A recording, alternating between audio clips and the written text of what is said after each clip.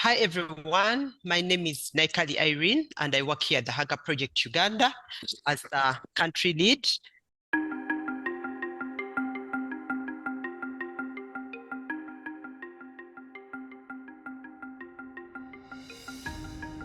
I grew up in a community that was really a ghetto of sorts, a ghetto.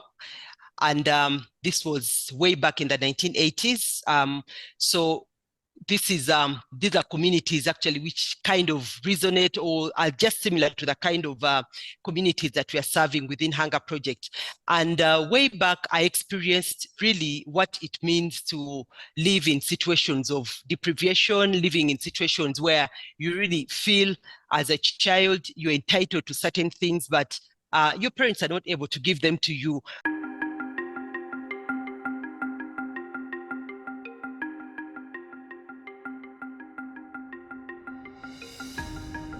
I remember when I was 11 years, I published my first article in the newspapers. It was about my dream of becoming a nurse.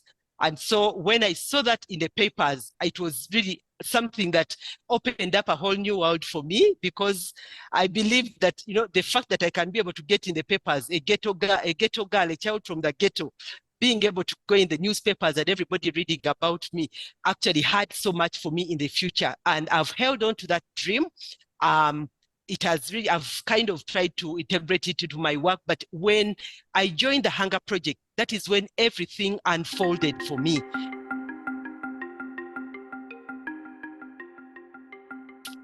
I've reflected greatly on one of the quotes that I've read that says that one of the longest journeys that you will ever make in life is the journey from your head to your heart. The first time I read about this quote, I didn't really understand it so I put it down and I kept on reflecting on it. But one thing I've come to realize as far as that reflection is concerned is that this whole, the journey from the head to the heart is actually a true reflection of the work that we do here at the Hunger Project. Because when you join the Hunger Project, like now us who are really working directly with the communities, we get to experience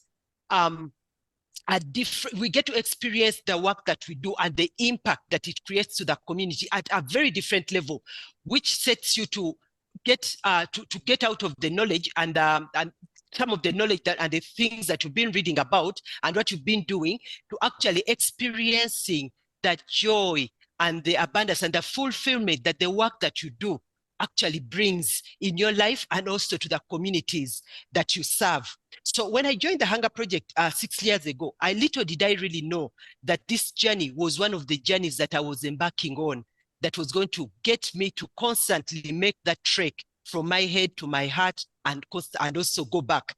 Because I've come to realize that each time that we work, each time that we serve the communities, we are always prompted to think out of the box, to always ask ourselves, what is it? What is more to what I'm doing? Is there something more? Is there something more? And it's not until you get to that point where you get to connect with the people that you serve at the heart level. For me personally, I had to connect with the communities that we serve at that level that took me back so many years ago, 40 years ago, into my childhood. When I go in the communities and I find these ladies who are struggling to feed their children, it takes me so many years ago and reflecting on the struggle that my mother used to go through. So it brings me to the heart and I'm like, yes, I think there's something bigger. There's something more to this that we can do. If I was able to transform and get out of this situation, if my mother was able to persevere, to become resilient amidst the poverty and do whatever she could, then these women, these mothers that we are working with in the communities, these rural communities that are actually deprived because of the systems of inequity that we are working with, can actually do something for themselves. Because if I was able to do it, if the mothers in our community that parented us with love, despite the lack that we had, were able to make that journey, then I am the best person now to actually spread this and connect with these communities, connect with the people and be able to cause them to think outside the box.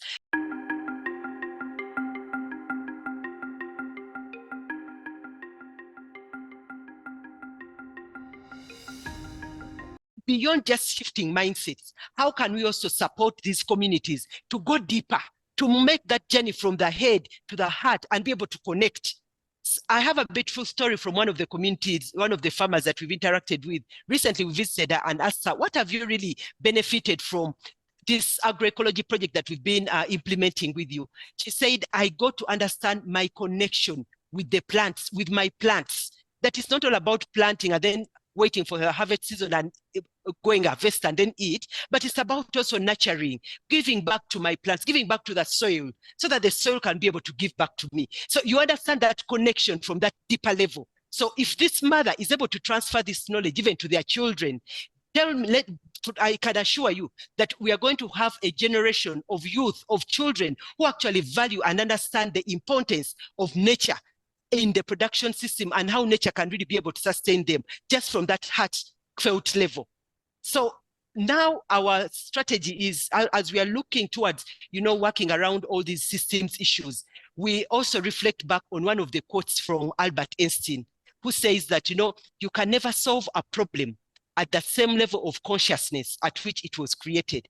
And this is what we are working on, that, to be able to solve the problems, the emerging issues surrounding hunger, we have to go at a deeper level. We have to get to connect from that level, from that heart level, that will help us to understand our interconnectedness with each other, our interconnectedness as human beings, our interconnectedness with nature, with the entire planet, to be able to come to the realization that when we do this, then we shall be able to actually create that world without hunger in a non-conflictive manner. And so what do we need? What do we need to bring about this? We believe that we need that critical mass of women and men, a society that have actually had the call to be able to create a world without hunger, and responded to this call by actually aligning their work with what we do at the Hunger Project and be able to see these transformative changes happening in the communities. And I'm so glad that you are among those women, those noble women that have actually taken this bold step to align and pattern with the Hunger Project, to see to it that we together can create that world without hunger. Thank you.